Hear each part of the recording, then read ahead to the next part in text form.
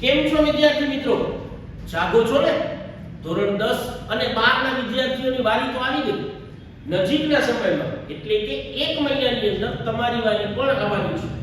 તો સાર્થક ટ્યુટોરિયલ્સ વતી હું અંકિત વૈદ્ય અર્થશાસ્ત્રનો આપનો સાથી આજે ધોરણ 11 કોમર્સમાં અર્થશાસ્ત્રના જે અગત્યના પ્રશ્નો છે, કારણ કે વાસ્તવિક રીતે આપણે અત્યારે 11માં થર્ડ ટર્મમાં આવી ગયા છે, ત્રીજી પરીક્ષા માટે આવી ગયા છે, એની તૈયારી કરતા હશો. પણ ઘણા પ્રશ્નો એવા છે કે જે પ્રથમ કસોટીમાં એટલે કે ધોરણ 11 કોમર્સની શરૂઆતમાં આપણે કર્યા હતા અને બહુ અગત્યના છે, જે આ માત્ર ધોરણ 11 કોમર્સ નહીં પણ આગળની કોમર્સની જે તમારી યાત્રા છે એમાં પણ કામ આવશે. તો વિડિયો શરૂ કરતા પહેલા સૌ વિદ્યાર્થી મિત્રોને મારી વિનંતી, અમારી આ ચેનલ એટલે કે સાર્થક ટ્યુટોરિયલ્સની ચેનલ સબસ્ક્રાઇબ કરી લો અને ખાસ શેર કરી લો. વાત કરી અર્થશાસ્ત્રની, તો પ્રથમ સોપાનમાં એટલે કે પ્રથમ કસોટીમાં આવેલું એક ખૂબ અગત્યનું ચેપ્ટરનું નામ છે માંગ, જે ચેપ્ટર નંબર 3 છે. હરેક વિડિયોમાં હું નવા પ્રશ્નો સાથે આપની પાસે આવીશ. તમને કોઈ પણ વિડિયોમાં કોઈ પણ ડાઉટ હોય તો કમેન્ટ સેક્શનમાં નીચે તમે એ ડાઉટ મેન્શન કરી શકો છો. સાથે સાથે તમને કોઈ પણ એવા અગત્યના કે મૂંઝવણવાળા પ્રશ્નો લાગતા હોય તો એ પણ તમે મને જણાવી શકો છો. વિડિયો લઈને તમારી સમક્ષ અમે બહુ જલ્દીથી આવશું. વધુ સમય ન વેડફતા ચેપ્ટર નંબર 3 એટલે કે માંગ. સામાન્ય રીતે જ્યારે આપણે વિદ્યાર્થીઓને પૂછીએ કે માંગ એટલે શું, તો એક જ જવાબ આવતો હોય, સર માંગ એટલે વસ્તુ લેવી છે, ઈચ્છા છે એટલે માંગ. તો સૌપ્રથમ અર્થશાસ્ત્રની ભાષામાં વ્યાખ્યા જ્યારે લખતા હોઈએ ત્યારે સચોટ વ્યાખ્યા લખવી પડે. અને માંગની વ્યાખ્યા કે માંગ એટલે શું, તો માંગમાં 3 પરિબળ ખૂબ અગત્યના છે. સૌપ્રથમ વસ્તુ ખરીદવાની ઈચ્છા. મારે એક વસ્તુ લેવી છે, ઈચ્છા થઈ, તો આ સૌપ્રથમ પરિબળ છે ઈચ્છા. સાથે સાથે એ વસ્તુ ખરીદવા માટેની નાણાકીય ક્ષમતા હોવી જરૂરી છે. અને ત્રીજું, અત્યારનો પ્રવર્તમાન કિંમતે એ વસ્તુ ખરીદવાની તૈયારી હોવી જોઈએ. તો હવે આ 3 પરિબળો ખૂબ અગત્યના છે. વસ્તુ ખરીદવાની ઈચ્છા, નોટ કરી લેજો નોટબુકમાં લખતા હો તો વસ્તુ ખરીદવાની ઈચ્છા. સેકન્ડ, વસ્તુ ખરીદવાની નાણાકીય ક્ષમતા. અને ત્રીજું, પ્રવર્તમાન કિંમતે વસ્તુ ખરીદવાની તૈયારી. હવે બહુ ઈઝી થઈ જાય. માંગ એટલે શું, તો કે નિશ્ચિત સમય, નિશ્ચિત કિંમતે વસ્તુ ખરીદવાની ઈચ્છા, નાણાકીય ક્ષમતા અને પ્રવર્તમાન કિંમતે વસ્તુ ખરીદવાની તૈયારી. તો ઈચ્છા, શક્તિ અને તૈયારી, આ 3 શબ્દો વ્યાખ્યામાં આવવા ખૂબ જરૂરી છે. એક ઉદાહરણથી સમજીએ. નાનો એક ગરીબ બાળક છે, એને આઈસ્ક્રીમ કોન ખરીદવાની ઈચ્છા થઈ. તો સૌપ્રથમ ઈચ્છા છે, એ ખરીદવા માટે 20 રૂપિયાની જરૂર પડે, એના ખીચામાં 20 રૂપિયા પણ છે.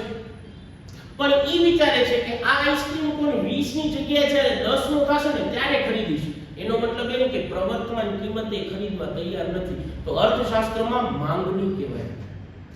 માંગ ક્યારે કહેવાશે, જ્યારે એ ગરીબ બાળકને આઈસ્ક્રીમ કોન લેવો છે, એના પાસે 20 રૂપિયા પણ છે અને 20 રૂપિયા વાપરવા એ તૈયાર પણ થાય છે, તો એમ કહેવાશે કે અર્થશાસ્ત્રમાં માંગ છે આઈસ્ક્રીમ કોન.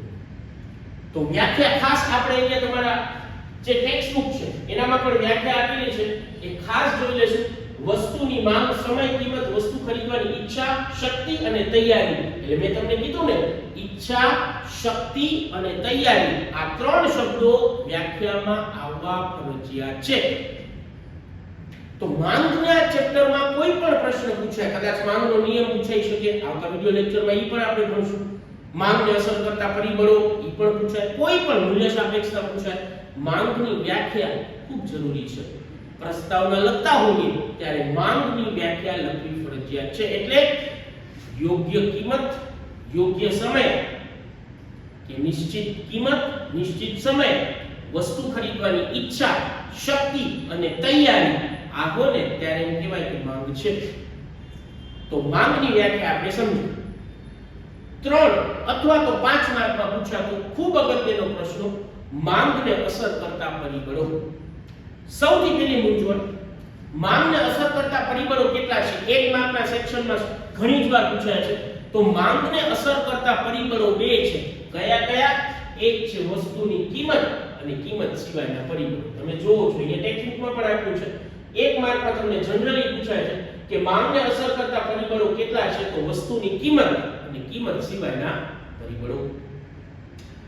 પ્રસ્તાવનામાં આ પ્રશ્ન આવશે. અત્યારે આ વિડિયો લેક્ચરમાં આપણે પહેલો પ્રશ્ન કરીએ છીએ. પ્રશ્નનું નામ છે માંગને અસર કરતા પરિબળો. માંગની વ્યાખ્યા લખી. ફરીથી એકવાર નોટબુક તમારા હાથમાં હોય તો લખી લેજો કે નિશ્ચિત સમયે નિશ્ચિત કિંમતે વસ્તુ ખરીદવાની ઈચ્છા, તૈયારી, શક્તિ માંગ કહેવાય છે.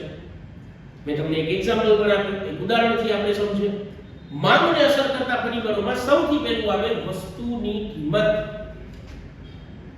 વસ્તુની કિંમતમાં શું લખશો તો કે જ્યારે દીકરા કોઈ પણ વસ્તુની કિંમત છે એનામાં વધારો થાય, કોઈ પણ વસ્તુ છે, માની લો કે આ પેન છે, આની કિંમતમાં વધારો થતા લોકોની ખરીદ શક્તિ ઘટશે, એટલે કે લોકોને ઓછું પોસાશે, તો વસ્તુની માંગ છે ને એ ઓછી થશે. મારો સમજાવવાનો અર્થ દીકરા, પેલી વસ્તુ કે વસ્તુની કિંમત વધે તો એની માંગ ઓછી થાય, અને જો કિંમત ઘટે તો વસ્તુની માંગ વધે. હવે કેવા એને વિસ્તરણ શું કામ એ આગળના લેક્ચરમાં જોશું, પણ અત્યારે બેઝિક વસ્તુની કિંમત એ વસ્તુની માંગને અસર કરતો સૌથી અગત્યનો પરિબળ છે. કારણ કે વસ્તુની કિંમત વધે, વસ્તુ મોંઘી થાય તો વસ્તુની માંગ છે એ ઓછી થશે, અને જો વસ્તુની કિંમત ઓછી થાય તો માંગ છે એ વધશે.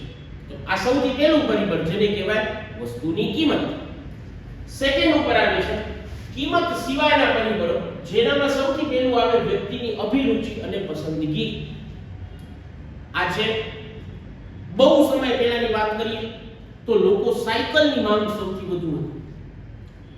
સાયકલ પછી જેમ જેમ જેમ ટુ વ્હીલર આવે, સ્કૂટર આવે, સ્કૂટરની માંગ વધી.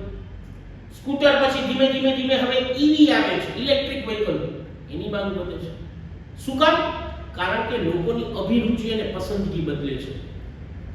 આજથી જ્યારે 10-15 વર્ષ પહેલા શિક્ષકો જ્યારે અમે ભણતા ત્યારે બ્લેક બોર્ડ અને વ્હાઇટ ચોકથી, તમારા પણ કદાચ માતા પિતા એમ જ ભણ્યા છે, પણ ધીમે ધીમે ધીમે અભિરુચિમાં બદલાવ આવ્યો. વ્હાઇટ બોર્ડ અને બ્લેક માર્કરથી ભણવાનો અભ્યાસ શરૂ થયો, અને હવે ડિજિટલ બોર્ડ આવી ગયા છે. તો જેમ જેમ લોકોની અભિરુચિ એટલે કે લોકોની પસંદગી બદલે એમ વસ્તુની માંગને અસર થાય, વધે તો ઘટે. જેમ કે અત્યારે લોકો પેલા સાયકલ ચલાવતા તો સાયકલની માંગ વધુ હતી, પણ હવે લોકો ટુ વ્હીલર અને બાઇક ચલાવે છે તો ટુ વ્હીલર અને બાઇકની માંગ વધી, સાયકલની માંગ ઘટી ગઈ. તો જ્યારે લોકોની અભિરુચિ કે લોકોની પસંદગીમાં બદલાવ આવે એના સાથે વસ્તુની માંગ પણ બદલે. ફરીથી રિપીટ કરીએ દીકરા, વસ્તુની માંગને અસર કરતા બે પરિબળો છે. વસ્તુની કિંમત, જે મેં તમને કીધું, કિંમત વધે માંગ ઓછી થાય, કિંમત ઘટે માંગ વધે. કિંમત સિવાયના પરિબળોમાં પહેલું વ્યક્તિની અભિરુચિ અને પસંદગી. અભિરુચિ અને પસંદગી બદલે તો એના સાથે પણ વસ્તુની માંગ પણ બદલે કે અસર થાય. વ્યક્તિની આવક, કોરોનાનો સમય હતો, કોરોનાના સમયમાં ઘણા બધા લોકોના ધંધા, નોકરી નુકસાન પહોંચ્યું, તો આવક ઘટી ગઈ. આવક ઓછી થાય તો આવક ઓછી થવાને કારણે લોકોની ખરીદ શક્તિ ઓછી થાય તો વસ્તુની માંગ પણ ઓછી થઈ જશે. પણ સારો સમય છે, બધું વ્યવસ્થિત ચાલે છે, અર્થતંત્રમાં ફુગાવો પણ છે અને લોકોની આવક વધુ છે. આવક વધુ હોય તો વસ્તુની માંગ પણ નિશ્ચિતપણે વધી જાય. તો અત્યાર સુધી રિવાઇઝ કરીએ. વસ્તુની માંગને અસર કરતા બે પરિબળો છે, વસ્તુની કિંમત, અન્ય કિંમત સિવાયના પરિબળ. કિંમત સિવાયના પરિબળમાં પહેલું વ્યક્તિની અભિરુચિ અને પસંદગી, સેકન્ડ ઉપર વ્યક્તિની આવક, થર્ડ ઉપર સંબંધિત વસ્તુઓની કિંમત. તમે જો સંબંધિત વસ્તુઓ એટલે કે બે, સૌથી પહેલા આવે પૂરક વસ્તુ અને બીજી દીકરા આવે પૂરક સાથે સાથે બીજી આવે અવેજી વસ્તુ. વાત કરી અવેજી વસ્તુ. અવેજી વસ્તુ એટલે બે એવી વસ્તુ જેનામાંથી સમાન સંતોષ મળે.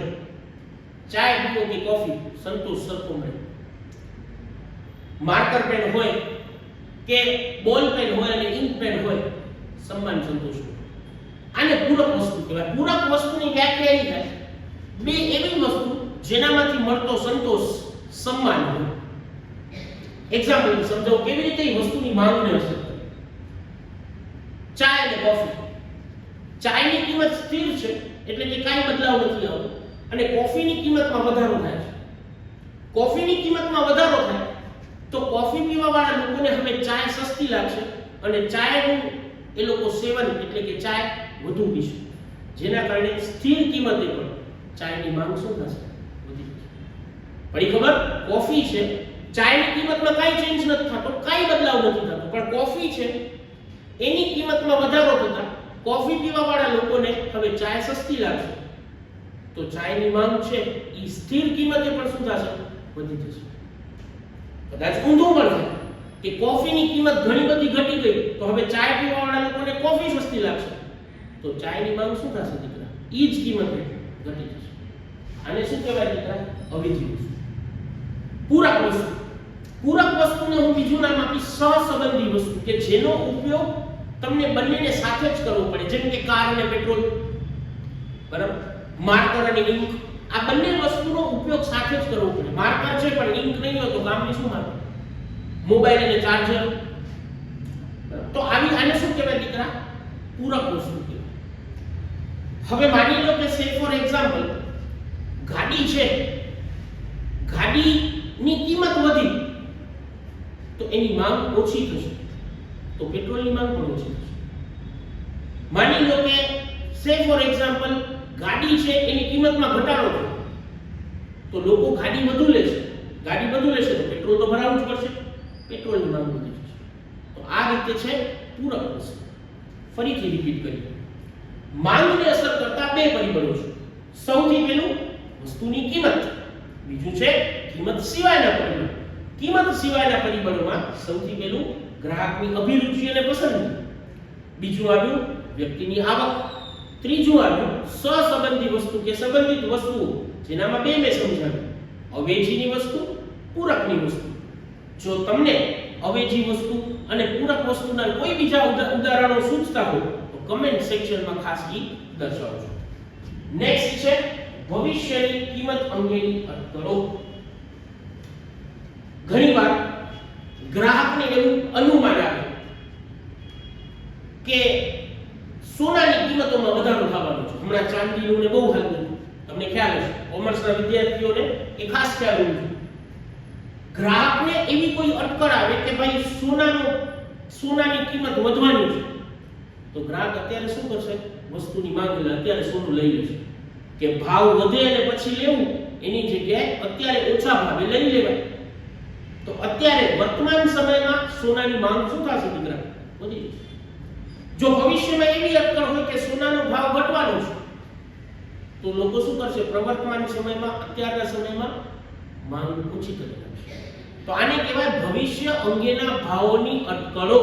જો ગ્રાહકોને એવી અટકળ હોય કે ભવિષ્યમાં કિંમત વધશે તો અત્યારે વસ્તુની માંગ વધી જશે, કારણ કે લોકો એમ કહેશે કે હવે ભવિષ્યમાં વધવાની છે તો અત્યારે વસ્તુ લઈ લઈએ તો અત્યારે પ્રવર્તમાન સમયમાં માંગ શું થાય? વધે. જો ભવિષ્યમાં એવી અટકળ છે કે ભવિષ્યમાં ભાવ ઘટવાનો છે, લોકો અત્યારે વસ્તુ નહીં લે એટલે કે અત્યારે પ્રવર્તમાન સમયમાં માંગ શું થશે? આ બધા પરિબળો દીકરા શું શીખવાડું છું? કોઈ પણ વસ્તુની માંગને અસર કરતા પરિબળો કયા? બે છે. ફરીથી હરીફરીને કહું છું કે બે પરિબળ છે. એક વસ્તુની કિંમત, કિંમત સિવાયના પરિબળ. કિંમત સિવાયમાં સૌથી પહેલા ગ્રાહકની અભિરુચિ અને પસંદગી, સેકન્ડ નંબર ઉપર ગ્રાહકની આવક, થર્ડ નંબર ઉપર સંબંધિત વસ્તુઓની કિંમત, જેનામાં બે પૂરક અને અવેજી, અને હમણાં આવ્યું ભવિષ્ય અંગેની કિંમતો અંગેની અટકળો. નેક્સ્ટ અને લાસ્ટ વસ્તી અને વસ્તીનું ભય જૂથ. કોઈ પણ અત્યારના સમયમાં હું તમને વાત કરું, ભુજ છે આજથી 10-15 વર્ષ પહેલા કોઈની પાણીની તકલીફ કે પાણીની સમસ્યા હતી નથી, પણ હવે પાણીની માંગ વધી ગઈ છે. કારણ શું? ભુજની વસ્તીમાં વધારો સતત થયા કરે છે. મારો સમજાવવાનો અર્થ એ છે કે જો વસ્તીમાં વધારો થાય તો વસ્તુનો ઉપયોગ કરનાર લોકોમાં વધારો થાય, જેના કારણે વસ્તુની માંગ વધી જાય. અને જો વસ્તી ઓછી થાય તો પછી વસ્તુ વાપરનારા ઘટે, જેના કારણે વસ્તુની માંગ ઘટે. ખાલી વસ્તી નહીં, વસ્તીનું કયું વય જૂથમાં વધારો થાય છે. કુલ વસ્તીમાં નાના બાળકોની સંખ્યા વધશે તો નાના બાળકો જે વસ્તુ ઉપયોગ કરતા હશે એની એની માંગ હોય છે. જો મોટી ઉંમરના લોકોની વસ્તી વધશે તો જે મોટી ઉંમરના લોકો લાકડી છે, ચશ્મા છે, ધાર્મિક પુસ્તકો છે એની માંગ હોય છે. તો વસ્તી તો ખરી જ, વસ્તીનું ઉભય જોયું, પણ તો ટોટલ કિંમત સિવાયના પરિબળો 5 છે. માંગને અસર કરતા પરિબળો દીકરા એ છે વસ્તુની કિંમત, કિંમત સિવાયના પરિબળો.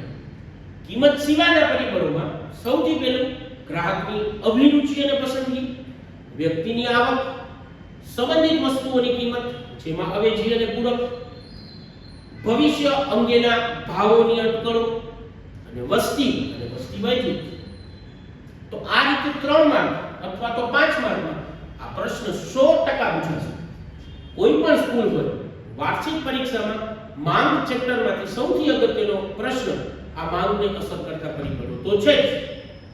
આવનારા વિડિયો લેક્ચર્સમાં આપણે માંગનો નિયમ છે, સાથે સાથે પૂર્વતા ચેપ્ટરમાંથી કિંમત નિર્ધારણ પ્રક્રિયા છે, આવા અનેક ઘણા પ્રશ્નો આપણે લેશું, જેથી તમે ઘર બેઠા ખૂબ વ્યવસ્થિત રીતે રિવિઝન કરી શકશો. મહિનો જ છે, જાગતા રહેજો, ભણતા રહેજો, અભ્યાસ કરતા રહેજો અને એના માટે સાર્થક ટ્યુટોરિયલ્સની આ ચેનલ છે એ સબસ્ક્રાઇબ અને શેર તો કરવાની જ છે. તો કમેન્ટ સેક્શનમાં કોઈ પણ પ્રકારની તમારી પસંદગીના કોઈ પ્રશ્ન હોય અમને ખાસ જણાવજો. મેં એક પ્રશ્ન પૂછ્યો છે, વિદ્યાર્થી મિત્રો એ યાદ રાખજો, અવેજી અને પૂરક વસ્તુના ઉદાહરણ તમને જે સૂચતા હોય એ લખવાના છે. તો ખાસ ફરીથી નવા વિષય સાથે સાર્થકના જે નવા ટીચર્સ બધા છે તમારા માટે નવા એવા અકાઉન્ટ્સ છે, નામું છે, આંકડાશાસ્ત્ર છે અને વાણિજ્ય વ્યવસ્થાના વિડિયો લેક્ચર સાથે નજીકના સમયમાં અમે આવશું. તો ફરીથી સબસ્ક્રાઇબ કરજો, લાઈક કરજો અને મિત્રોને શેર કરવાનું તો કોઈ દી ન જ ભૂલતા. Thank you.